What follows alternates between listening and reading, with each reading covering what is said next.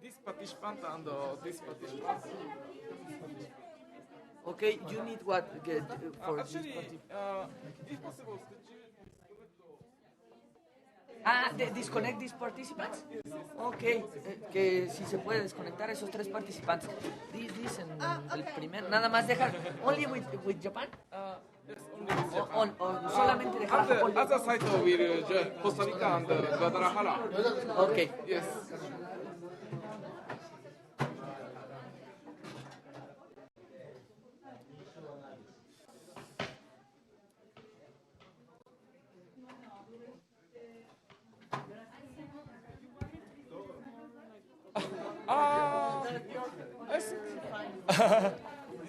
Yes.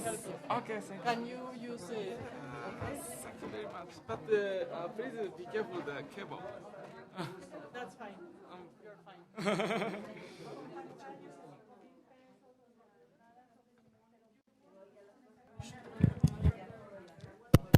工藤さん聞こえますか？九州大学病院工藤さん聞こえますでしょうか？はい、聞こえます。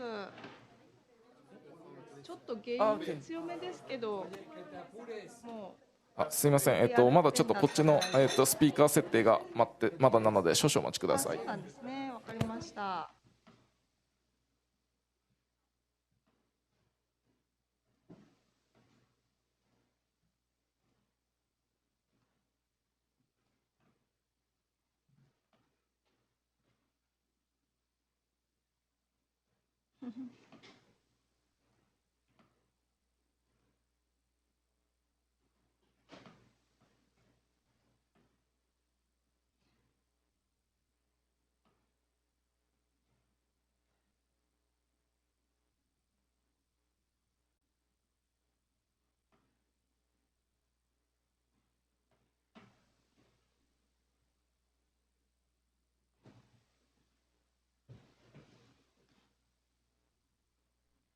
豊松さん、ちょっと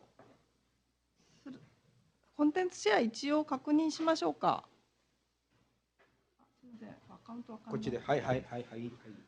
KUH で。ちょっとスライドを送らせてもらいます。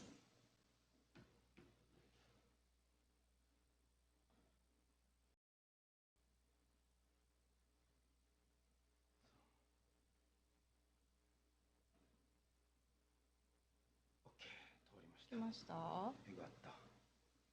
なんかいけてるっぽいですね。ただ横がちょっと切れてるかな。マイクテスト。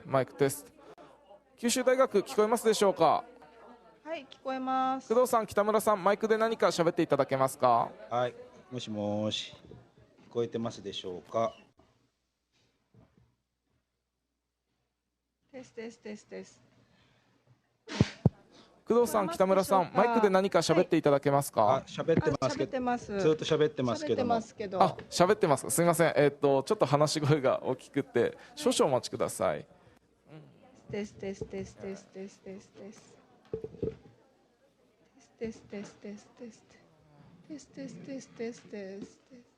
Actually, yes, we can hear from Kyushu, but the sound is very low, so yes. これの方がいいかな。テス。これ綺麗かな。テス。聞こえますか？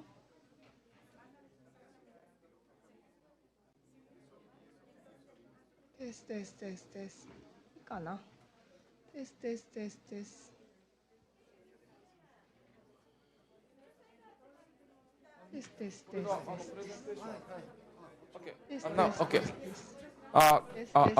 工藤さん、お願いします。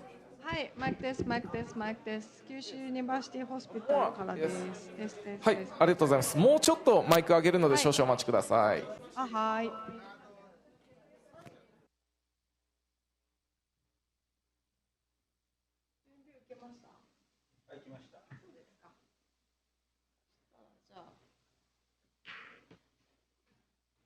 よくあるのが、これ自動に巻き戻しされないんで、そうですね。終わった後なんか止まってるように見える。まあそうですね。そうですね。ただまあそこはまあ作りかけなんであちこちね。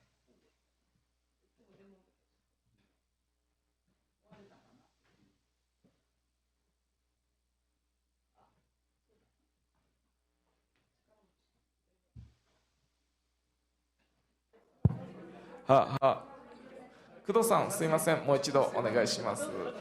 This is University, 九州 University Hospital. I think it's okay. はい、ありがとうございます。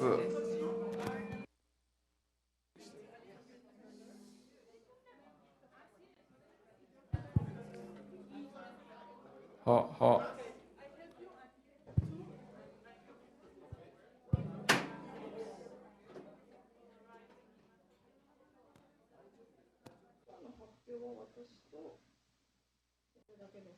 はい。Howling, a little howling, like this one. Howling. Yes.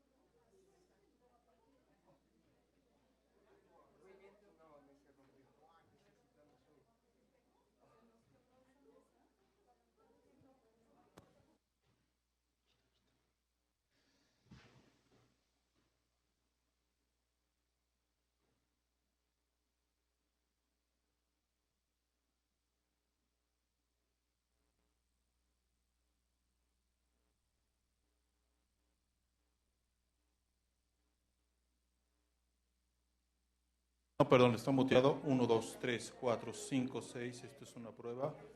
1, 2, 3, 4, 5, 6, 7, 8, 9, 10. Probando. 1, 2, 3, 4. ¿Ok?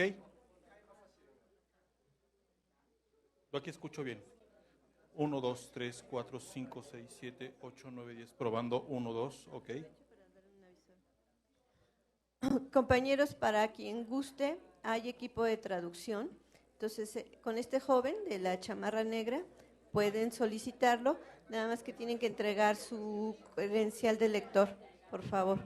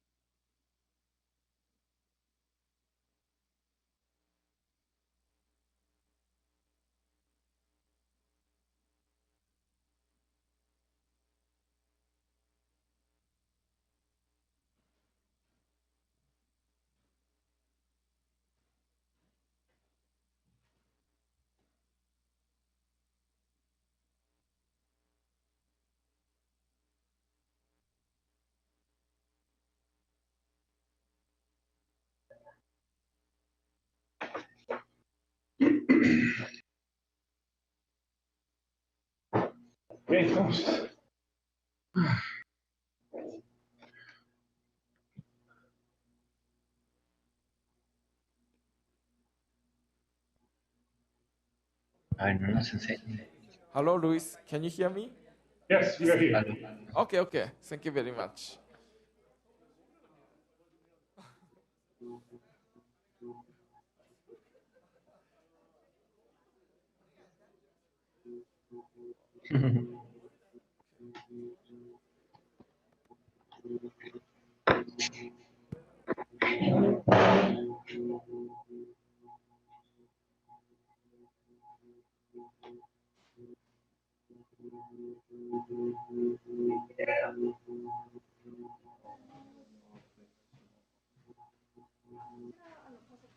Ah, ありがとうございます。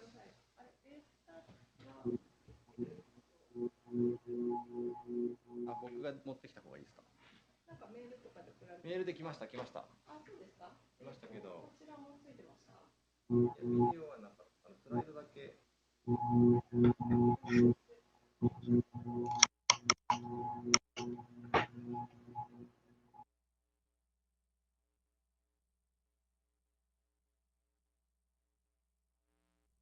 スタリカも来てます。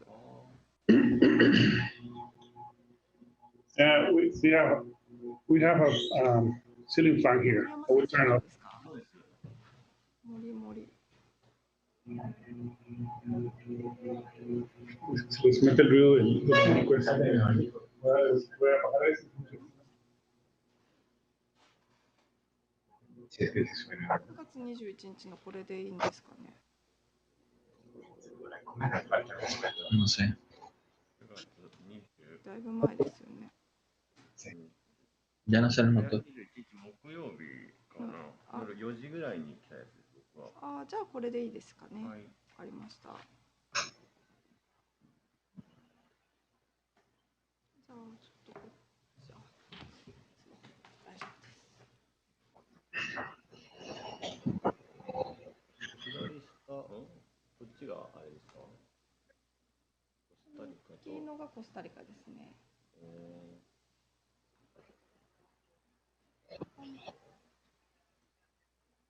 ¿Y son después de México?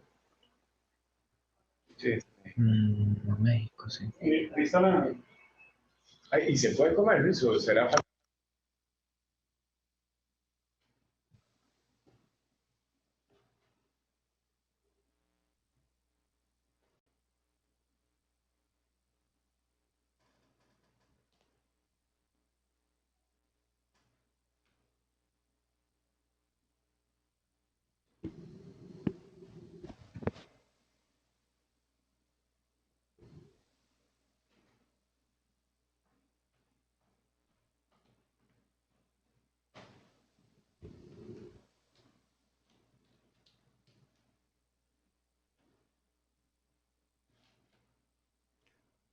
僕はビデオ自体は持ってないんですけど、動画の方。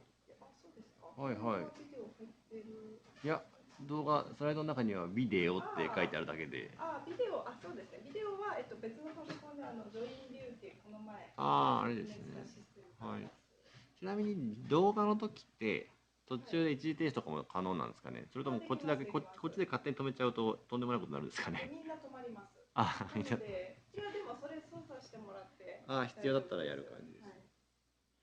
こう扱ってるところを見たいっていうのがあるんで。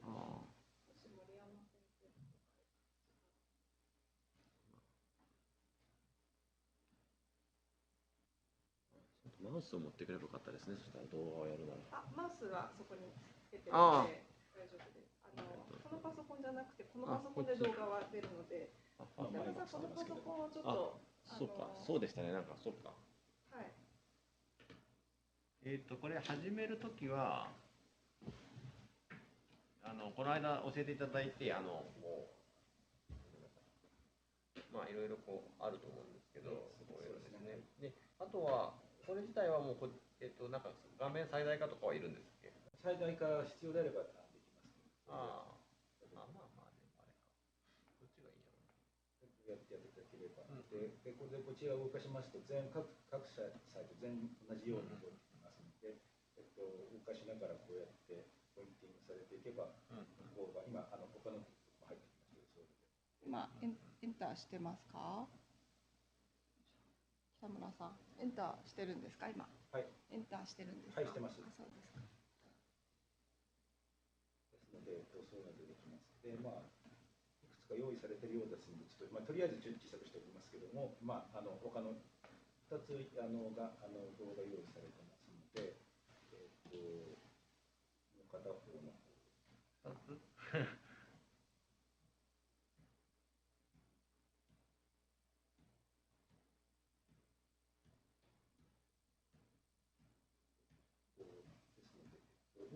一応今、こちらの2つもらっていただいているうちの1つ目の方に入っておいてくれと言われているので、はい。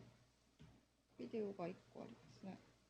ビデオ1個ですね。はい、的には1個だったんです。Bueno.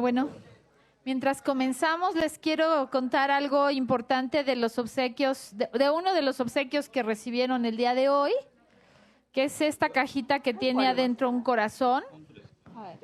esta cajita, compañeros de la red, y sobre todo su contenido, fue hecho por bordadoras oaxaqueñas. Y además, quiero decirles que cada corazón, que es parte de una iniciativa de la Fundación Pintando Esperanzas, equivale a un costal de cemento para construirles una telesecundaria. Y me pareció importante que lo supieran.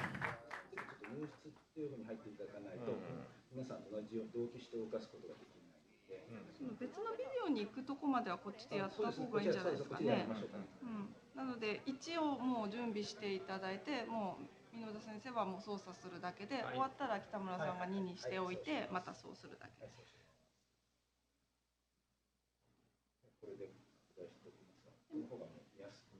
画面の切り替えをこっちで行いますので、もう箕田先生前の画面見ていただければいいと思います。あとこの多分これ森山先生がここの辺主導権握って話してると思うので、まあ大丈夫と思うけど。こっち側にいるのってまだ他に来るんですか、人は？いや、あ、もう来ない。一応学内アナウンスはしてるので。あ、そうですね。まあそれは来たい人が来るかもしれないってことですね。あ、ちょっと逆に緊張するわ。すごい清水先生がいるもんだと思ってここに来てもドキドキしながら来たのに。そうですか。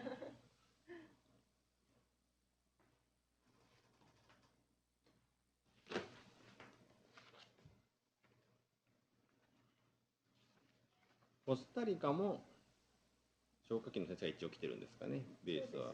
でもメキシコはどっちかっていうと消火器のミゲル先生以外は、まあ、テクニシャンというかこっちのソフトに興味がある方の人が来てるんですかね。どうなんですかね。エデルミナ・ガルバンさんっていう人がモデレーターになってますけど。誰やねんって話ですよね。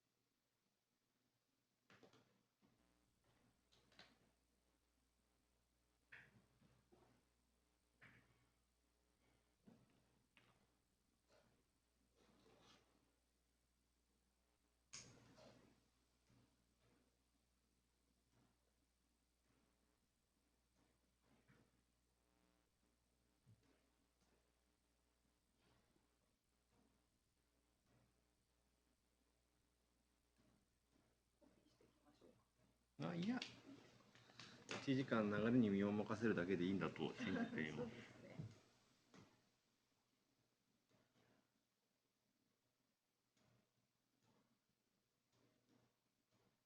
いきなりですもんね。そうですね。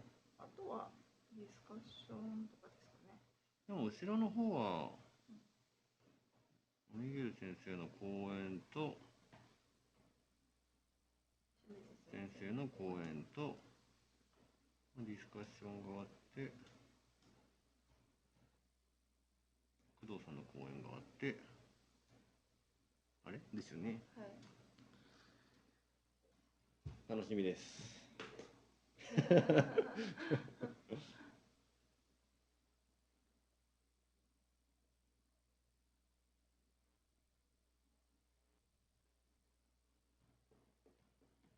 がんセンターにいらっしゃったんですよね。1年ぐらいですけどね。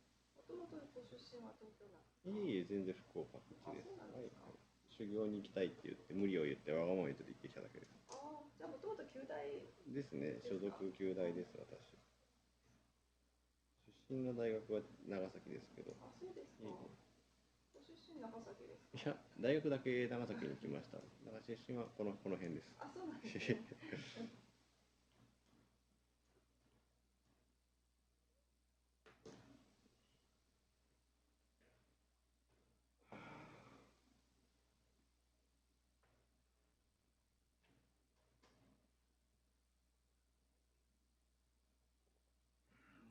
なんだ、そうですよね。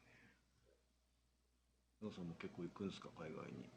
いや、あんまり行かないですね。富松さんにはい、行ってもらう。何に。子供ができてからは。あ、そうですよあんまね。り難しくて。そりゃそうですよね。はい、2泊3日ぐらいまでだったら。今おいくつぐらいですか、お子さん。まあ、4歳と2歳です。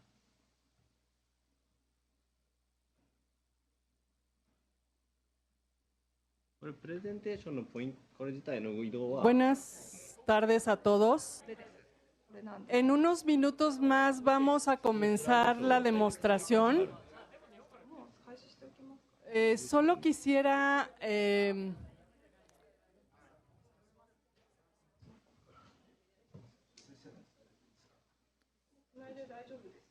como le harían hay un grupo de mi hija que le hacen así, todos hacen silencio. En esta ocasión queríamos compartir con ustedes, en CUDI hacemos esto prácticamente casi diario. Queremos compartir con ustedes una experiencia de colaboración entre México y Japón, principalmente, pero lo hemos hecho México, Japón, Corea y América Latina, varios países de América Latina. Hoy pudimos conseguir la colaboración de la Universidad de Costa Rica, de médicos en Costa Rica, la colaboración de la Universidad de Kyushu, que es donde se origina esta tecnología educativa para médicos, que el proyecto se llama TEMDEC, y va a participar, y estamos participando nosotros aquí. En esta ocasión no se está haciendo en vivo la endoscopía gastrointestinal, pero nosotros cotidianamente colaboramos con ellos para hacer la endoscopía en vivo para capacitar médicos. Les voy a presentar a las personas, a los doctores que van a participar con nosotros y al ingeniero que colabora con nosotros desde Japón, vino a México, pero nosotros también tenemos ingenieros contrapartes en México que ayudan a que esta actividad médica se realice multidisciplinariamente con el apoyo de los ingenieros que se especializan en todos los temas médicos y de los médicos que colaboran con un ingeniero para poder extender su conocimiento a través de la tecnología educativa. En primer lugar, les quiero presentar al doctor Shimizu. El doctor Shimizu es el creador de este proyecto, TEMDEC, y él en breve les va a explicar más a detalle de qué se trata este proyecto. El doctor Tomohiko Moriyama, también médico, que va a participar en esta demostración. Ellos dos vienen de Japón y el doctor Miguel Tanimoto es del Instituto Nacional de Ciencias Médicas y Nutrición Salvador Subirán, quien ha colaborado ya ampliamente con ellos en temas de endoscopía gastrointestinal. Tenemos al ingeniero Shunta Tomimatsu, que está dando los últimos detalles con nuestros ingenieros, porque aquí les quiero decir, participa la componente de redes y conectividad en gran medida. Nosotros dependemos muchísimo de que el ancho de banda sea estable para que no se pierdan los paquetes y la alta definición. Y colabora también la parte de incorporación de las tecnologías a los instrumentos médicos para que los médicos puedan ver con muy alta resolución lo que están haciendo. Ellos están manipulando instrumentos y puedan tener un ojo clínico a quienes les transmiten esta capacitación de cómo se está viendo el proceso que ellos están llevando a cabo. No quiero hablar más porque ellos van a contarnos con detalle qué es lo que pasa. Entonces les dejo en manos del doctor Shimizu esta demostración. Okay, buenas noches, amigos. We are all from Japan, only to show you this demonstration. And you know, what do you know Japan? You know, samurai, sushi, tempura. So, okay, good. So anyway, we have been collaborating with Mexican doctors and engineers for several years. So, and we have done some, programs together so far. But tonight, I'm very happy to have another chance to share our experience and explore our future collaborations in the field of education and technology. So I myself is a surgeon and doing surgery and something like that, working in a university hospital. So we are also responsible of the educating young doctors or medical students as well. So we really want to share our knowledge and experiences and so on. So anyway, I'd like to first, have some, check the connectivity to the two stations now on the screen. If the sound or images are good or not, today. So first, hello Costa Rica. Could you say hello to our audience here in Mexico City? Hi, hello. Muy buenas noches en México. Saludos desde Costa Rica.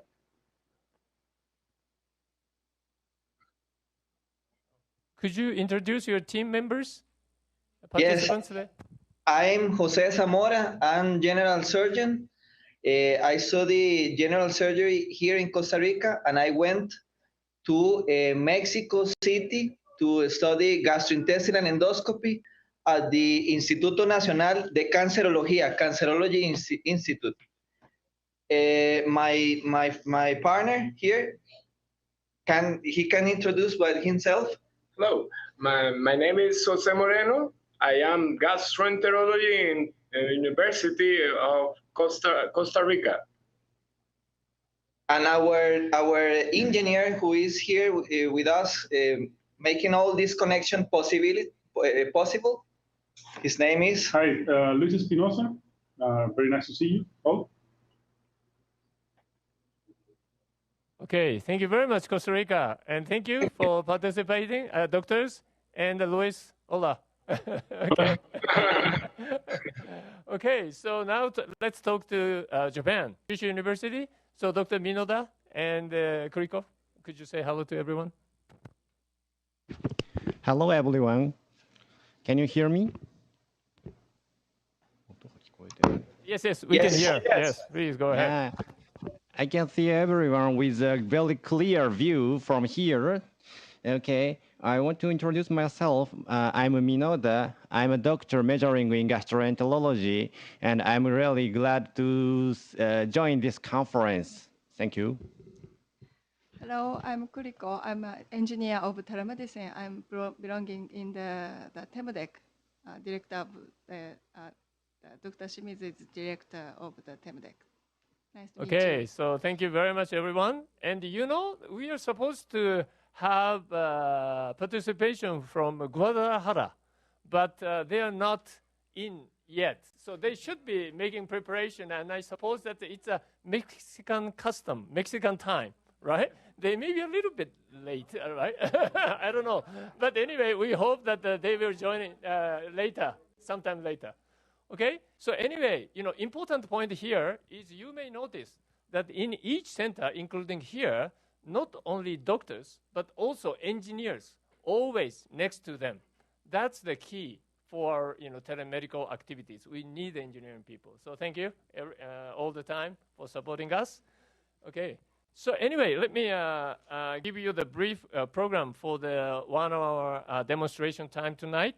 So first, we would like to show you the real telemedicine, I mean the program for the remote medical education.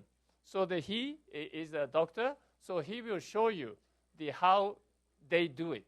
So in more detail, the Japanese doctor, Dr. Minoda, will show us the case, some interesting case for the doctors. Maybe not for you, but interesting cases for the doctors.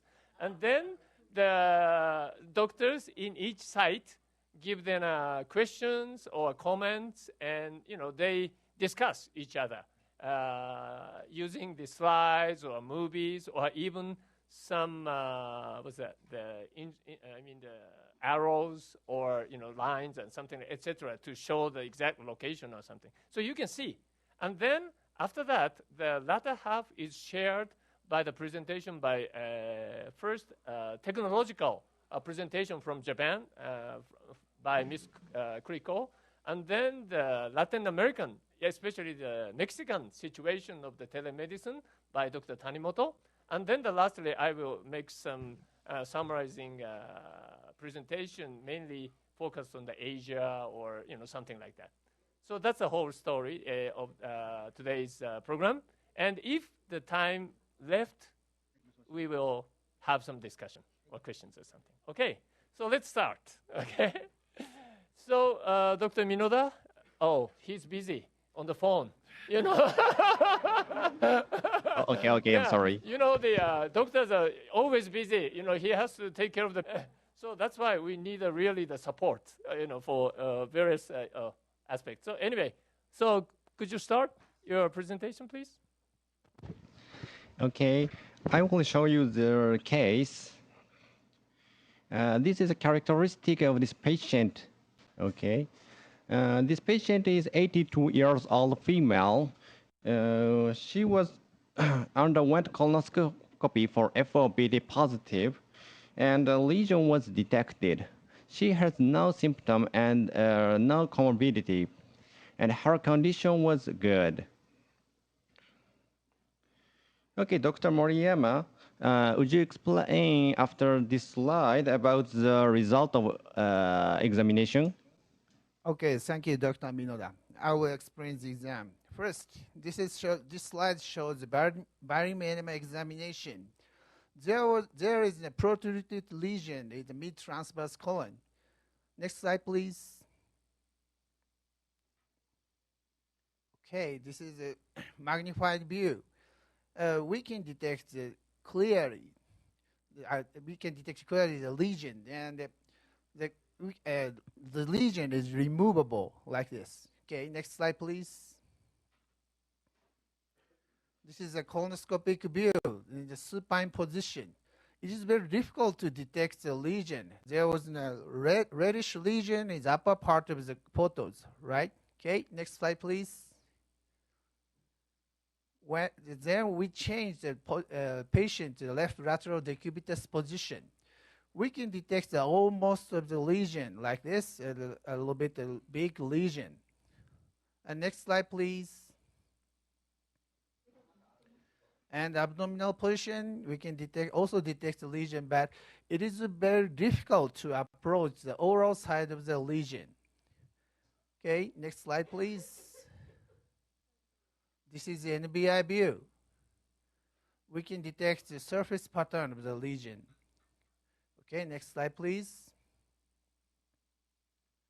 After indigo carmine dye spraying, we can detect the lesion clearly and detect the surface pattern of the lesion.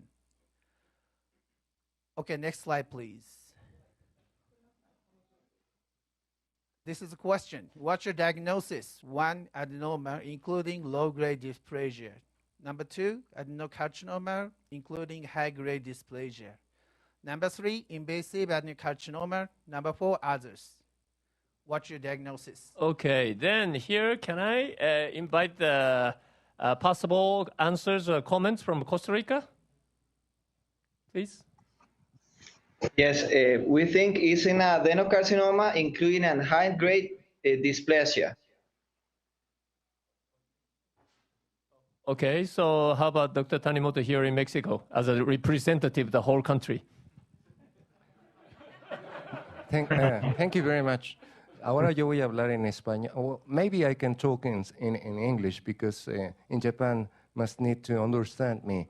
Yes, about the microsurface pattern, I can see most of the lesion is an adenoma.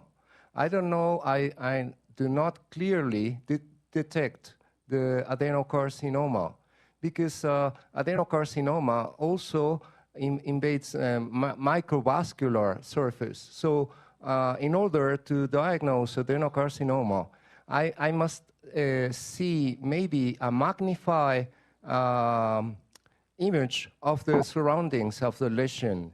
But my first option is of an adenoma. Probably it's a tubulous bilious adenoma with low-grade dysplasia.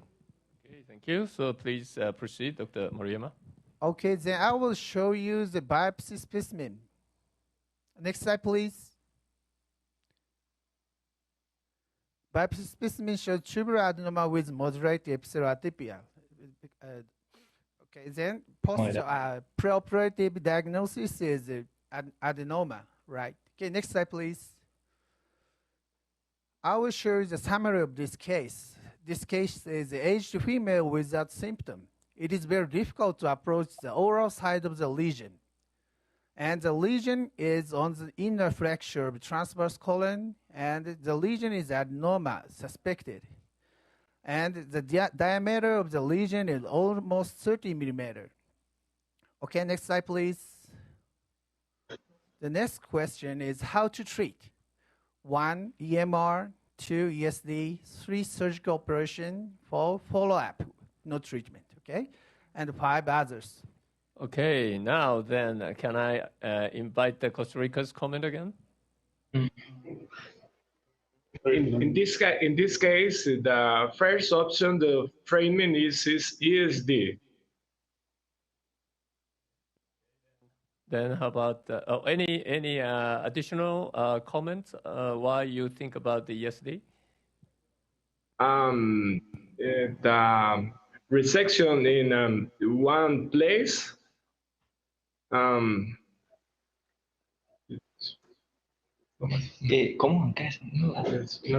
It's not piecemeal, it's one piece of resection. That's why he's telling that option, because of the one piece resection, not piecemeal. Yes. Can you understand us? Okay, but this lesion is very difficult to approach the lesion in this case. Yes. Mm-hmm. Yes. So perhaps to perform ESD is very difficult, I think. How about Yes. do you think? Mm-hmm. Yes.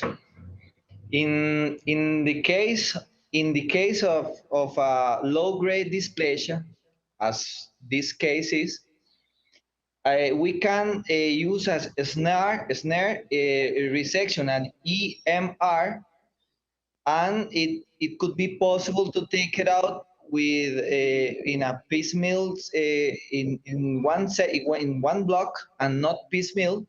So I personally think that if you can treat it with a EMR in that case in a low-grade dysplasia. Okay, thank you. So we have to ask comments from Mexico, please. Okay, well, of course, it is a difficult lesion, but sometimes you can have a mixed technique. For example, you can start with an ESD and finish with an EMR. For that issue, you need to inject a submucosal solution, for example, glycerol, that is very cheap in Latin America. You can inject glycerol with fructose and saline solution. At the same proportion as in the glycerol, this is a solution used in Japan. You will use in 200 millimeters, you will use 20 grams of glycerin and 10 grams of fructose. Also, you can use a small quantity of blue indigo caramine. So you will check the resection, the bottom of the resection is all right, and you don't have a perforation or something like that.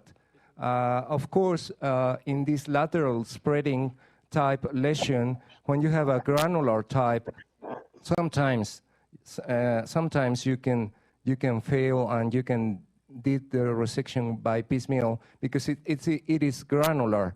But of course, you must avoid as much as possible in a flat lateral spreading lesion flat type. Okay, thank you. So please go ahead. Okay, next slide, please. Okay, I showed you a scheme of this case. We can approach the oral, anal side of the lesion easily. And next slide, please. But we push the scope to approach the oral side of the scope. Next slide, please. The colon shapes its form, and we can very difficult. It is very difficult to approach the oral side of the tumor, right? Okay, next slide, please. Okay. Next slide, please. So we use the balloon attached over tube. Next slide, please.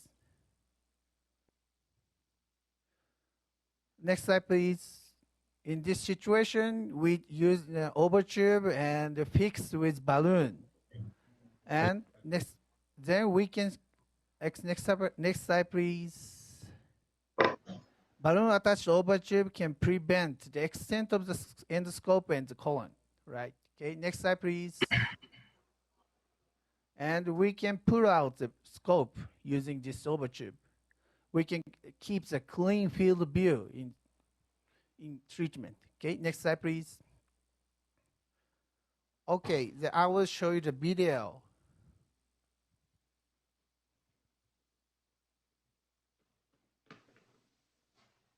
Okay. So just a technical comment. This movie is coming from Japan too, not reviewing here, but coming all the way from the Kyushu. Okay, we can detect the lesion here, and using this balloon attached over tube, we can approach the oral side of the region. We can detect the edge of the tumor, oral edge of the tumor in here. So, using this tube, we can easily to approach to the oral side of the lesion.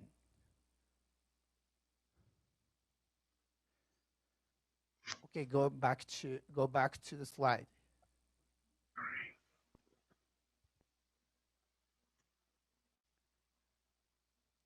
Okay, in this situation, how to treat?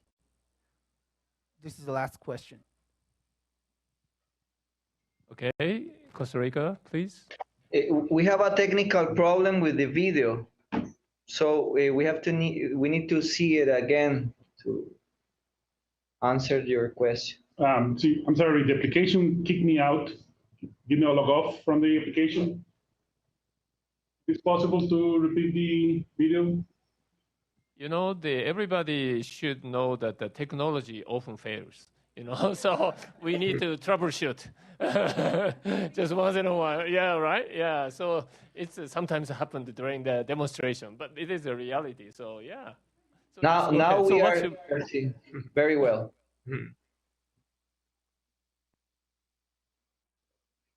Okay, so yeah, if they are ready, yeah, you can do it again.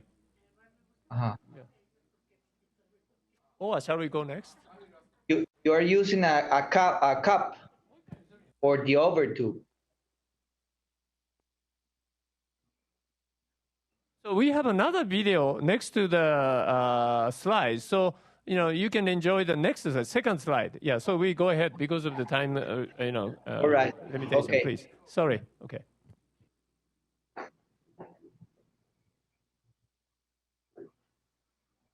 Okay, next slide, please. EMR, this is a scheme of EMR. As we using a loop and snare the lesion, the metric loop and snare the lesion. So it is very easy when we can detect a lesion, lower part of the view, endoscopic view, but sometimes it's very difficult to resect by EMR when we can detect the lesion only upper part of endoscopic view. In this case, next slide please. This case is very difficult to EMR, we think. So next slide please. We choose the ESD. Okay, next slide please. We use two new devices. One is dual knife J and another one is ST food. Okay, next slide please. Dual knife J is a cutting device which has a fluid feed port in the top of the device, and we can inject the water and something liquid from the top of the scope. Top of the device. Okay, next slide please. And the SD food is transparent, tapered tip designed food. When we use straight food, sometimes it is very difficult to approach the submucosal lesion, which is under the lesion.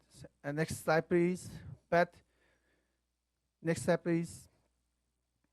But when we use taper tip designed food, okay, next slide, please. It is very easy to approach beneath the lesion. And next slide, please.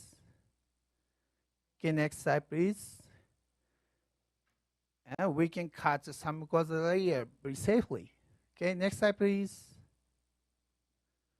I will show you the scheme of colonic ESD in this case.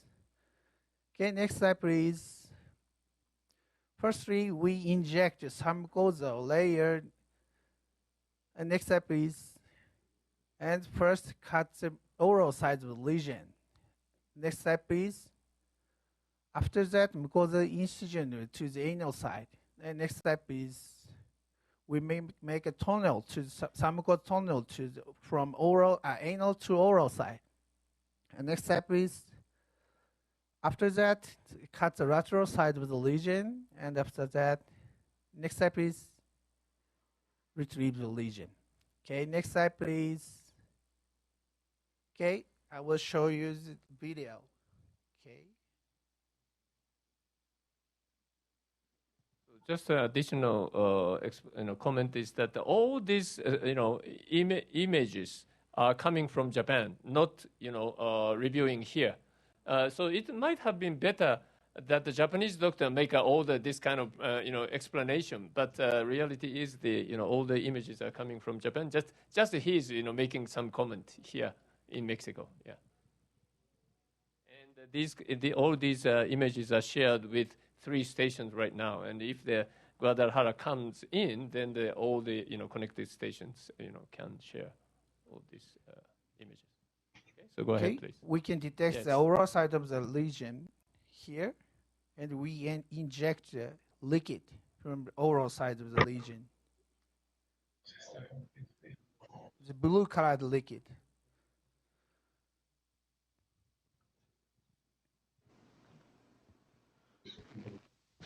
Okay, Dr. Moriyama, I want to confirm in some point. First of all, is this a forward view, I think? Yes, forward view. Yeah, and I want to confirm the anatomical position. Mm-hmm. This is supine position. Mm-hmm. Yeah, and this side is oral side, isn't it? Yes, this is the oral side. So maybe now the blue arrow is handled by Dr. Moriyama here, and the green arrow is controlled by Japan side. Now we can cut the mucosa layer like this.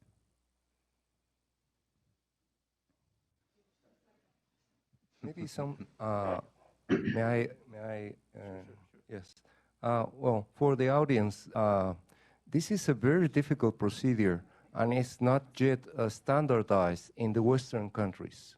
So probably for them in Japan is the standard treatment. But here, for example, in Mexico, it's almost impossible to do this type of procedures. And with this procedure, you can save your colon. So you will keep your colon, and you will not be subjected to a hemicolectomy. So you will keep your colon, and you will have the same normal function of your colon and the same good quality of life with this type of technique. So we are trying very hard to teach this type of technique here in Mexico, so everybody can be treated by this Japanese technique. We can detect the blue-colored submucosal layer here, and we dissect it, this layer. And after that, next we cut the anal side of the lesion. We cut the mucosal layer now. We have not so much time, and I will skip. So, Costa Rica, are you still with us? And if you have any comments, questions, please do so. Yes, we are agree with Dr. Tanimoto that this is an investigation procedures for us, and it's difficult to perform this here in Latin America. Actually, in Costa Rica, if we saw a lesion that way, it could be very possible to receive that patient a hemicolectomy.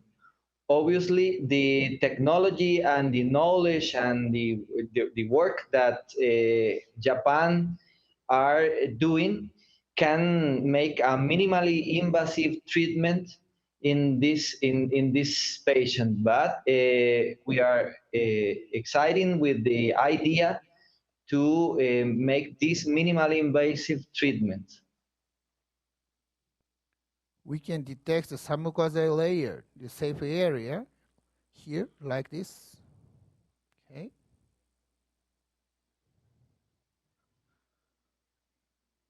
Mm-hmm.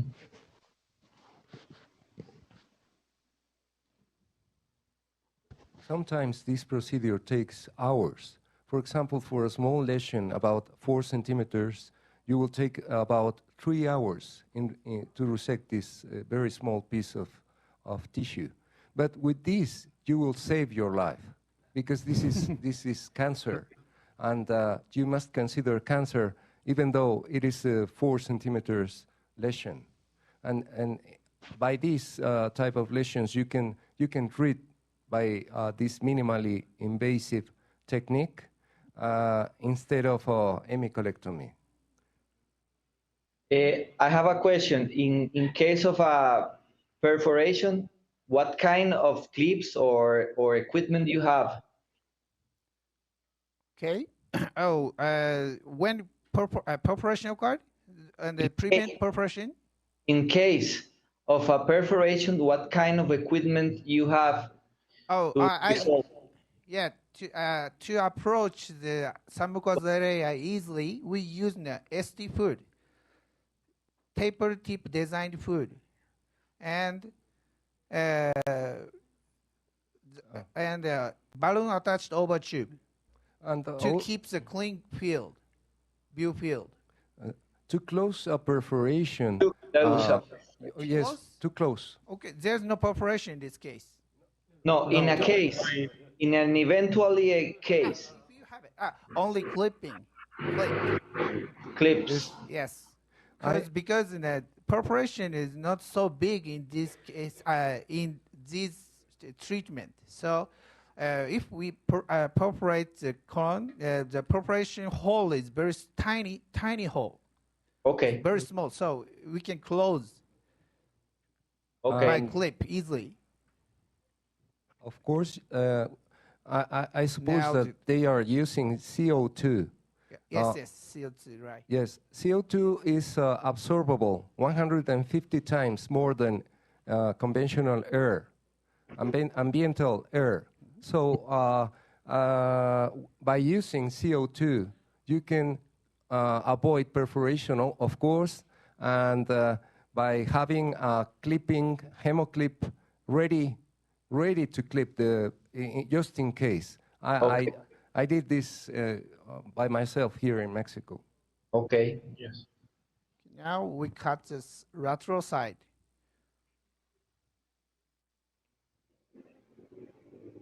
Like this. This is the exit of the tunnel.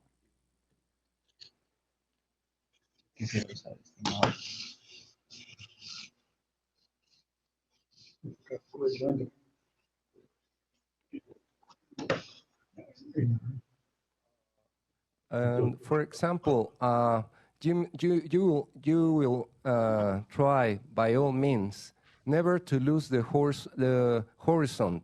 I mean by that you will cut. You will always see the muscular layer. In this case, in the upside position. But if you have in the downside position, you will see the muscular layer in the opposite side, of course, to avoid perforation.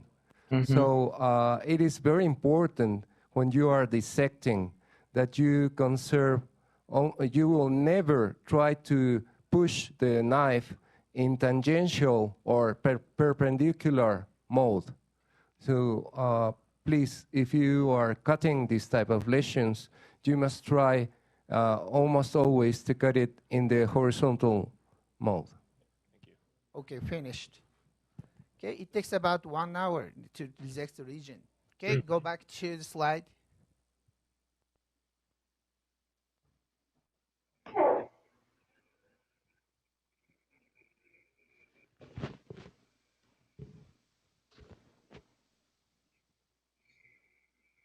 Okay, this slide shows a dissected specimen. Next slide, please. This is pathological view. Okay, next slide, please. Okay, there's no atypical and cytological atypical in this lesion. And next slide, please. The pathological final diagnosis is adenoma, tubular adenoma with moderate episode appear. Tumor size is 30 and 23 millimeter. There's no evidence of malignancy. That's all. Thank you. Okay. Thank you very much for the medical demonstration. But I suppose some of you may be tired of just a medical, discussion. So just 30 minutes passed. So from now, first we will give you the technical background of this kind of demonstration by Ms. Kudo from Japan. So are you ready? And give us a technical presentation, please. Thank you, Dr. Shimizu, for introduce me. I will explain about the technology for remote medical education. So, remote education through the internet is useful because doctors are really busy, and there are some examples for remote medical education here. Live demonstration or case teleconference or student education. And because we learn through internet, doctor don't worry about they get illness from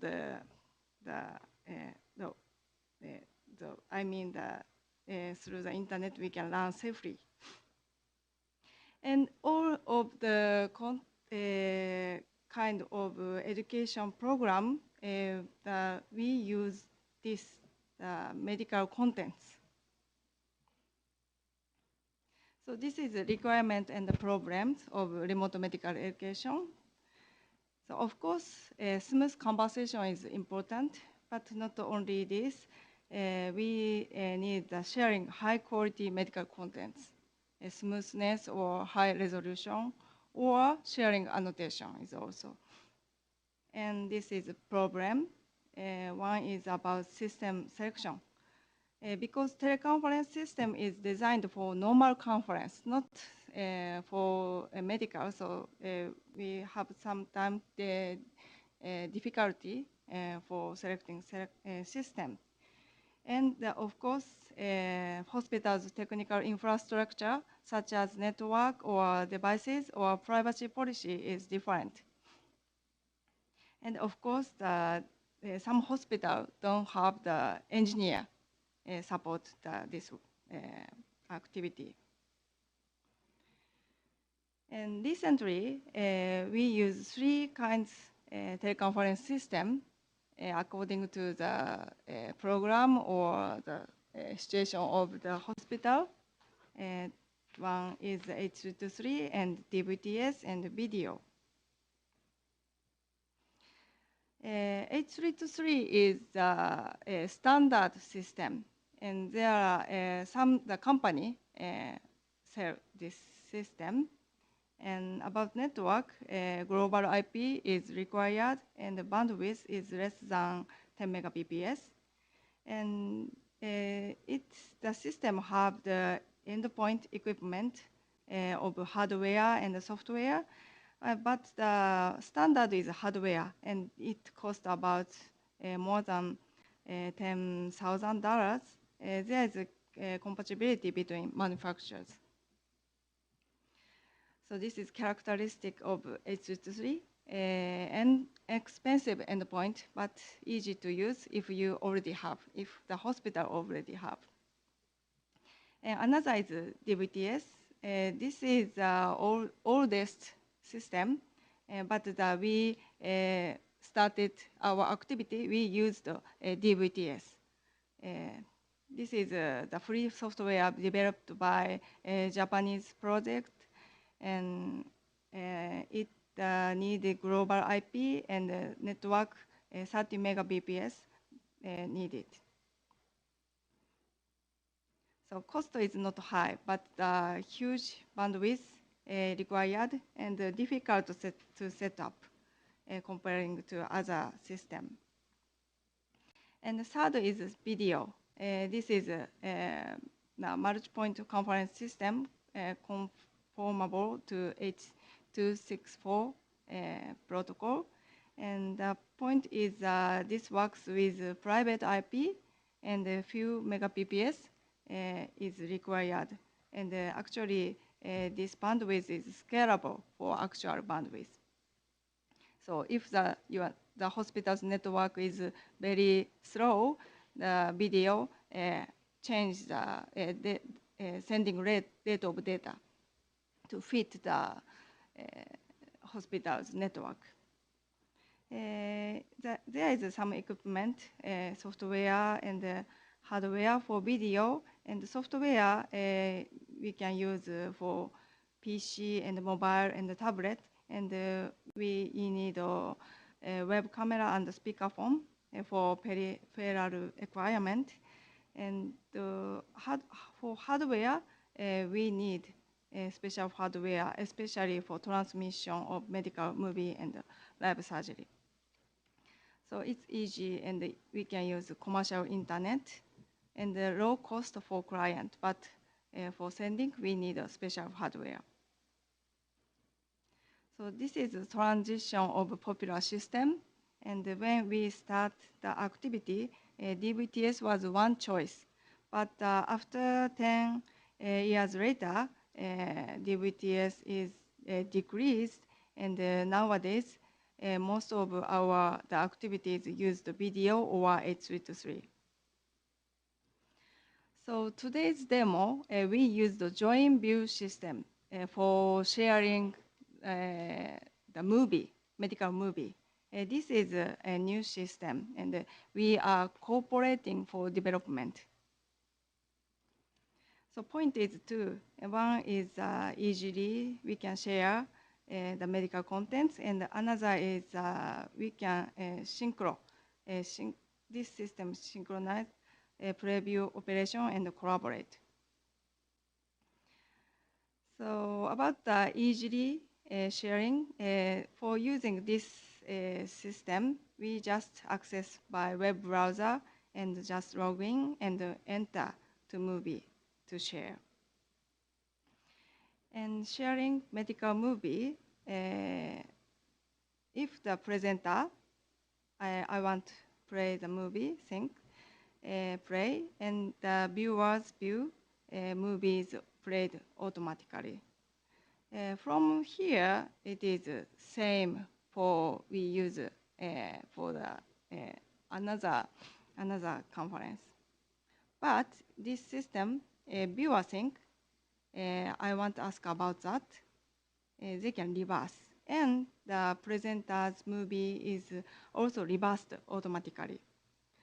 So anyone can control. This is characteristic things. And another thing is sharing annotation. If we have local conference, the participant A, B, C, D, all person can point the screen. But if the teleconference, because we needed to send the image, and generally only presenter A can point out, but another person cannot point.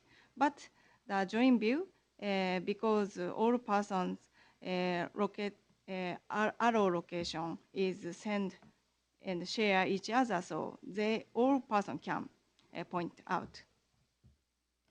So this is technology behind the joint view. One is rapid file transfer system. It is called Storm. And another is transcoder. And the third is preview player based on HTML file. And the illustration is complicated, but this is a system configuration.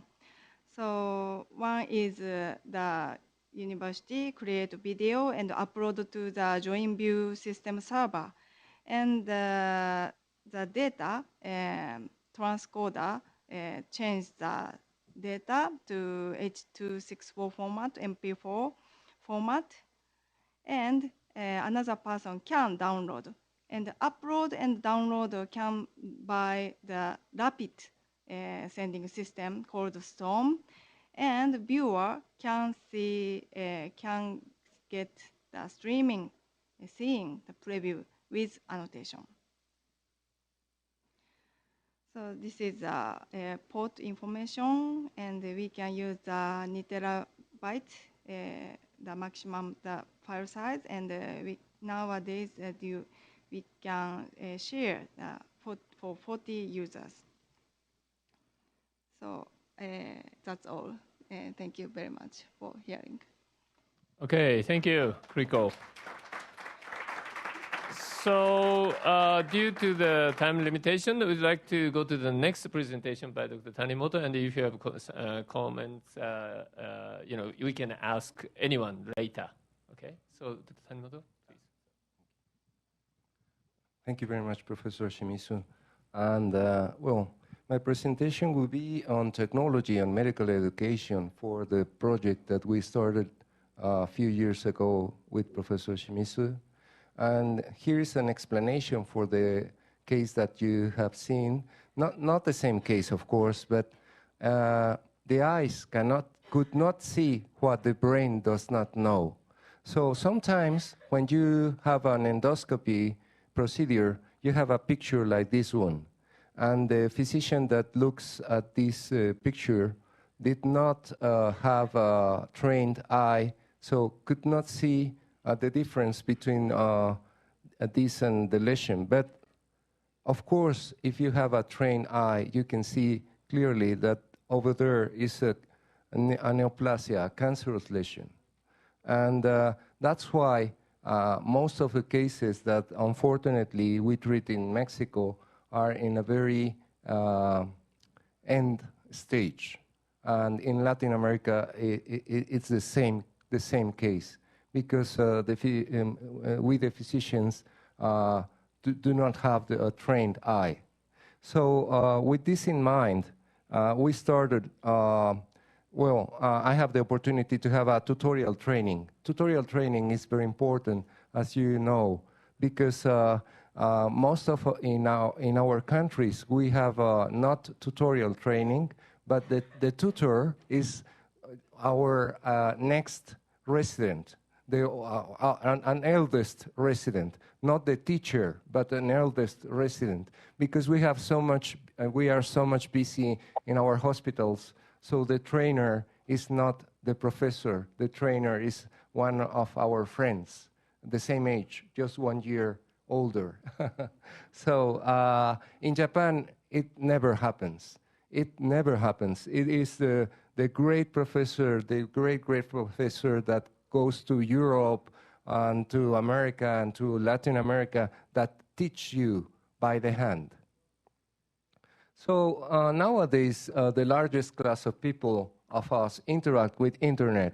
And in a small way, we become network operators of our home network. Also, there are some people who created teleconference applications, that the wonderful applications that Ms. Kuriko show us from Japan. And they create teleconference applications, and these people has greatly expanded with big companies like video. And also telemedicine developments have accelerated due to fast internet bandwidth. And with internet, we can interact. We can have a receptor and a transmitter and vice versa. So we can interact with him, and we can ask him, ask the teacher, for example, please explain me, and you can reverse the movie. Instead of just being a receiver, a quiet receiver, it's not pedagogic. And so the good news and the bad news is that the practice of medical practice takes many forms, from the direct diagnosis and treatment in remote sites by doctors over video conference. So we can help very poor villages in the jungle of Mexico, for example. We can help them. We can help the doctors that are with them by video conference. And also, we have automated home monitoring patients.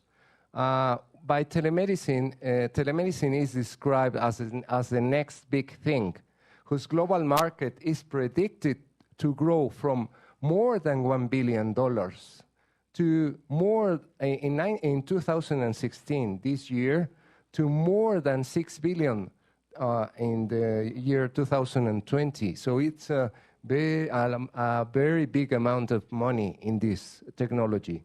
Despite decades of research and practice, the widespread adoption of this work, of these technologies, is a work in progress, under construction, with a poor record of implementation and a very patchy history of adoption, unfortunately, and mainly in Latin America. So we have 3 risks of implementation. The first one are the technical risk. Will the technology work as it is supposed to work? The number 2 is our organizational risk. If it works, will the organization that hosts will use it widely and disciplined? And the third and last are the business risk. Of course, money. And will telemedicine not only enable good care, but also positive business results? The list of culprits for failed telemedicine projects are very big. The first one is that telemedicine services were not adequately recognized or reimbursed by insurers. The equipment was too hard to use. The picture or sound quality was poor. Doctors were too busy with the other obligations or not interested in seeing patients by teleconference. Unfortunately, most of my colleagues are a little bit busy. Great success when the doctor who championed telemedicine was involved, but fell apart when he left.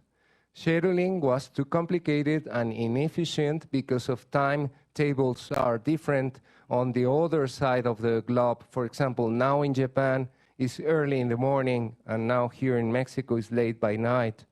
The access to necessary medical records was incomplete or too complicated. Staff were not trained. Demand for services at the patient care side was not as large or predictable as expected. Services lost money because delivery of care was more expensive than expected. So how does different types of people impact our telemedicine projects? The innovators are the smallest group with the strongest passion for the new. but their intense focus may blind them to the essential practicalities. The group number 2 are the early adopters. They are keenly interested in leaping in before the mainstream is even aware.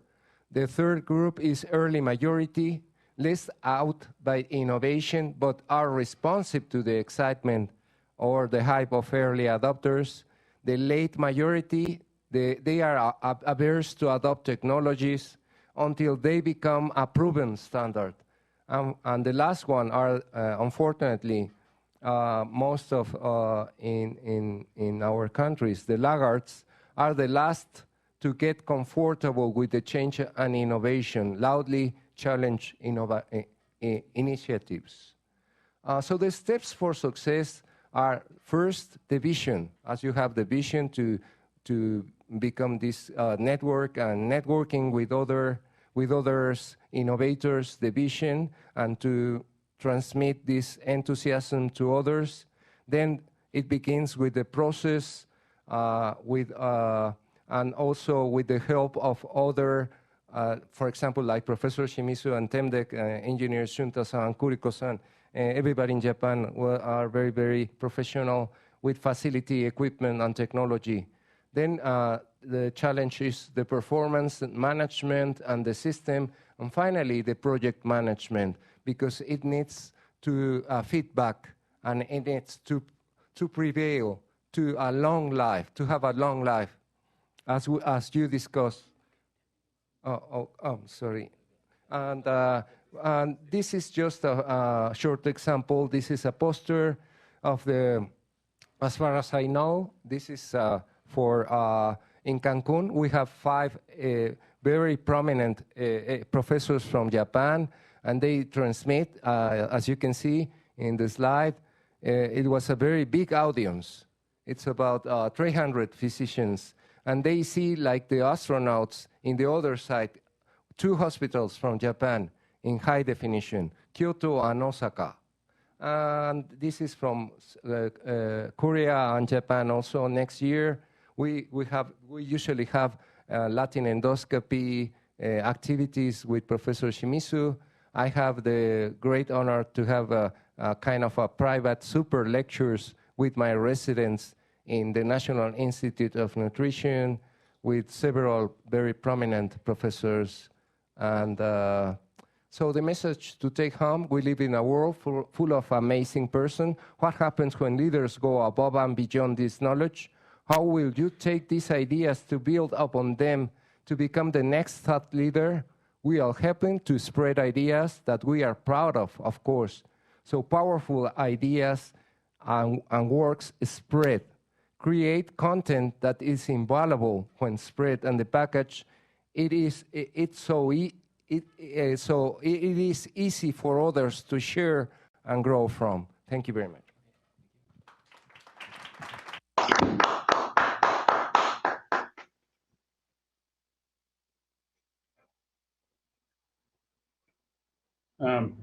I think we lost Mexico. Kuriko-san, you can see Mexico? No. Oh, no. Oh. Now we can see. Oh, okay. Okay. So this is the last presentation and the last presentation in this session. So we start 1990s. As you know, the internet was born in the world. So some doctors try to use this internet technology to the remote medical education, but it was so premature. The transmitted images were very poor, so no surgeon were satisfied, including myself.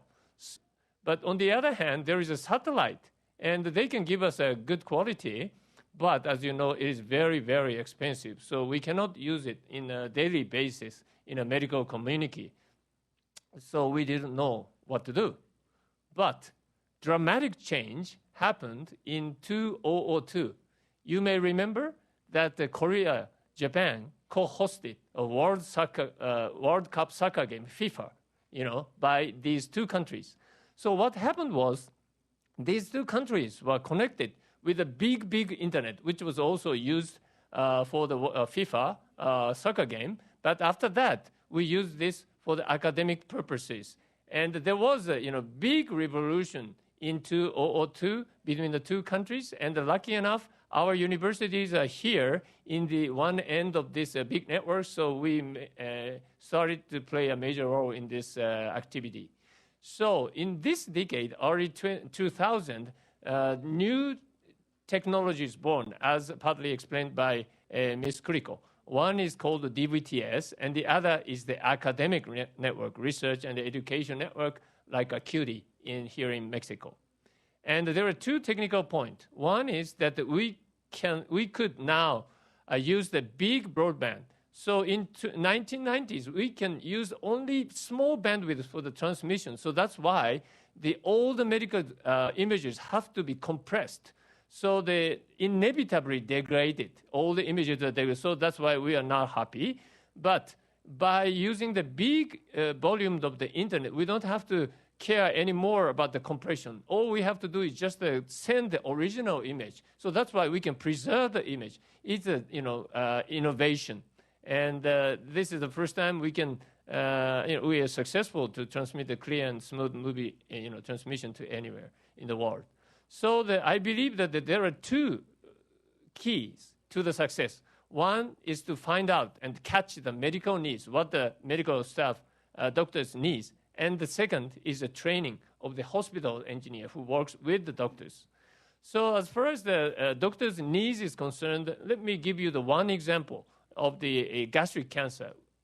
For example, in the advanced countries like Japan and Korea, the gastric cancers can be diagnosed in the early stages. So that's why we don't have to give them an operation, but can be treated by endoscopy, as demonstrated in the first half of this demonstration. So the patient can have an early recovery and less cost and back to work early. But on the other hand, in other parts of the world and including in Latin America, gastric cancer is only diagnosed at the very advanced stage. So that's why the patient have to have an operation, they have to be admitted, and even after operation, they have to concerned about the possible recurrence, or many people actually die with of the gastric cancers. So to have an early detection and make an early diagnosis is very, very important. So that's why we have this kind of China-Japan early gastric cancer teleconference, because they do not have a good education program for the young doctors. So this is an illustration connecting Japan, the Fukuoka, Tokyo, Shanghai, and Beijing.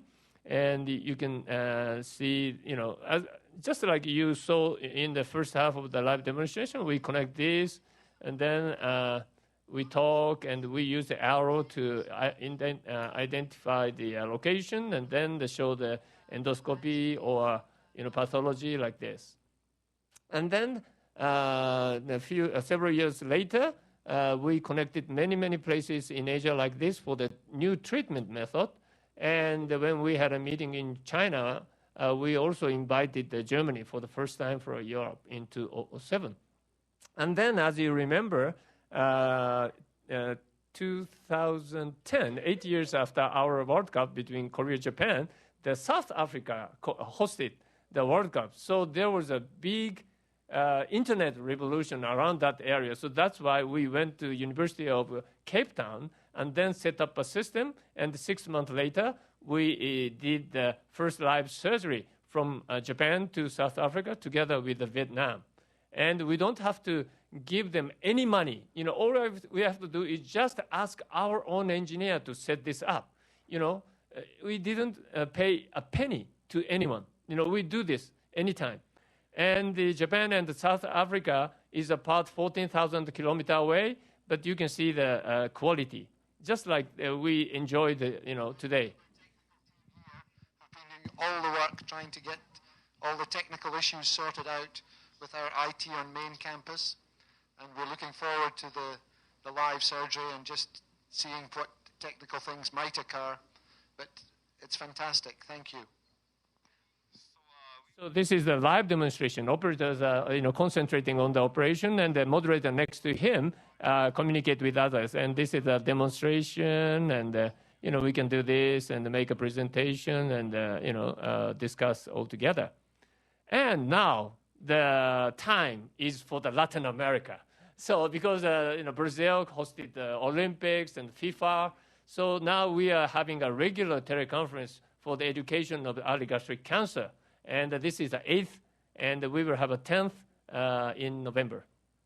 And another key to the success is the training of the hospital engineers. So we are inviting many, many engineers to our meeting in Asia or to our own center. And then now we are expecting to have 7 hospital engineers next February from Latin American countries. And this is a scenario, lectures, hands-on, and we take them to the endoscopic room, operating theater, to give them knowledge about the medical devices, how to connect to the internet or devices, and of course we have fun.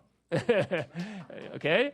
And in addition to these 2 keys, the additional key is to keep the doctors and the engineers together. They have to work together. They have to know each other. So we are having a regular symposium inviting those 2 kinds of people, and this is the 8th, and we will have a 10th in Vietnam this year. And after 2002, we are now collaborating with 57 countries, over 400 hospitals, and we have done over 600 programs like we showed today to you. So our goal is as follows. So we first explore the contents, what the doctors really want to learn, find the needs of the medical staff, and the needs have to come first, and then we set up a technical support. And then the second, educate the hospital engineers. Without engineers, no telemedicine, okay? And then third, doctors and engineers work together as one team. Success depends on how good team we can make. So that's all today. Thank you very much.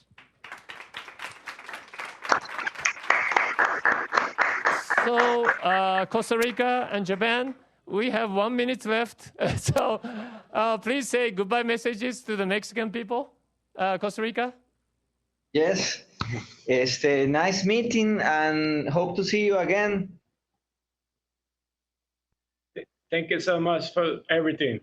Okay, thank you very much for your cooperation, and we do hope we keep this kind of collaboration together with your team as well as other countries in Latin America. Okay. Muchos saludos. Saludos para México y feliz mes de la independencia. Happy Independence. Oh, yeah. Okay, so Japan, Minoru-sensei, please. Yes. Okay, I'm glad to join this conference, and so sometimes I want to contact with you. Thank you. Okay, so I'm sorry that we didn't have enough time for the questions and answers, but if someone interested, just come up to the stage to the engineering issues. Shunta will give you the answers, and some, we have some questions if any. Okay, so the closing remarks is by Salma. Thank you. Bueno, yo les quiero agradecer porque siempre, como ven, tienen esa disponibilidad y esa energía y ese entusiasmo por colaborar con nosotros. En realidad ha sido una actividad muy fuerte tanto de la parte mexicana, pero también de ellos que insisten en que debemos de colaborar para compartir nuestras experiencias. Creo que eso nos sirve mucho. Varios de los resultados que aquí surgen pueden ser ideas que nos sirvan a nosotros para construir esta red de colaboración tan importante. Incluso para aportar a su proyecto. Exacto. Yo he observado que estuvieron utilizando PowerPoints. Esto puede ser más dinámico con un diseño instruccional, ¿verdad? Está extraordinario lo que han hecho, pero yo creo que se le puede dar más sentido con un diseño instruccional en sus contenidos, que podemos hacerlo nosotros. Bueno, ahorita les presentamos la demostración, pero lo hacen en vivo, o sea, está el paciente ahí operándolo. Yo me eché todo un día completo de endoscopías, ya soy maestra en endoscopía. No, no es cierto. Y en realidad, okay, they have translation. They have, yes, we have translation. En realidad, creo que nos están enseñando los médicos la importancia que tenemos nosotros en la colaboración con cualquier dominio. Afortunadamente somos transversales y entonces tenemos esa capacidad de poder ayudar a todas las disciplinas que requieren nuestra ayuda, pero dijo algo muy importante. Primero tenemos que entender sus necesidades y luego construir con lo que nosotros sabemos hacer.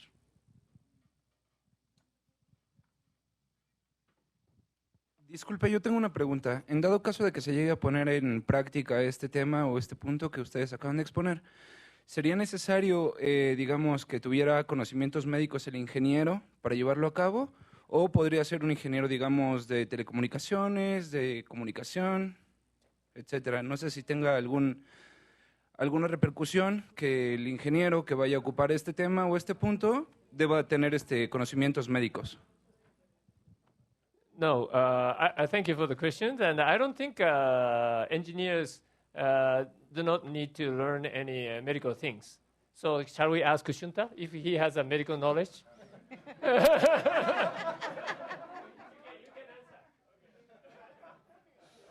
Actually, I have no idea about medical things.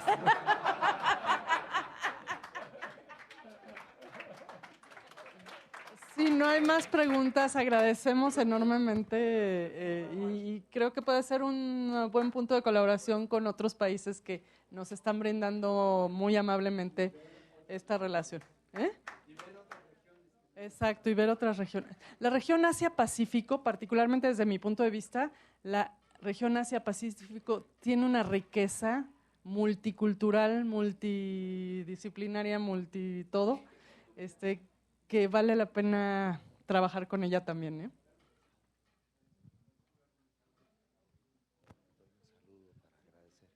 Bueno, muchas gracias. Yo quisiera señalar que esta casa se siente muy distinguida con la presencia de este equipo y de los equipos de Costa Rica y Japón aquí, en esta sala.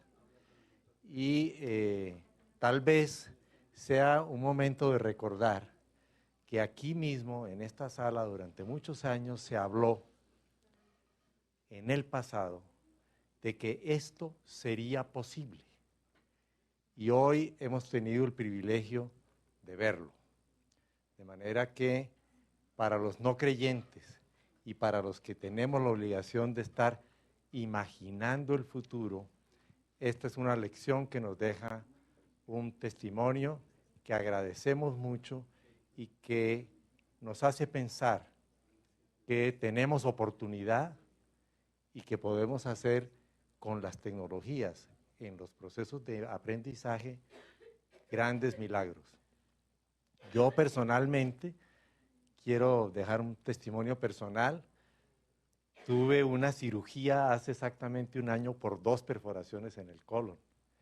Y hoy estoy aquí, vivo prácticamente de milagro. Estuve en coma mucho tiempo y en cuidados intensivos y todo esto.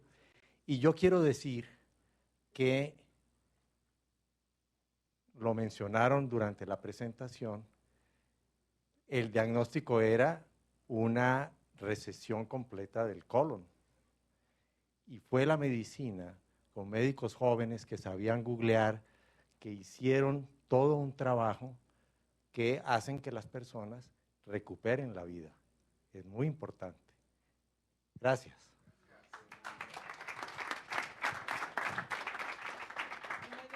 Me dejó información sobre el Centro de Telemedicina de Asia, TEMDEC, por si quieren información ustedes. Muchísimas gracias, agradecemos.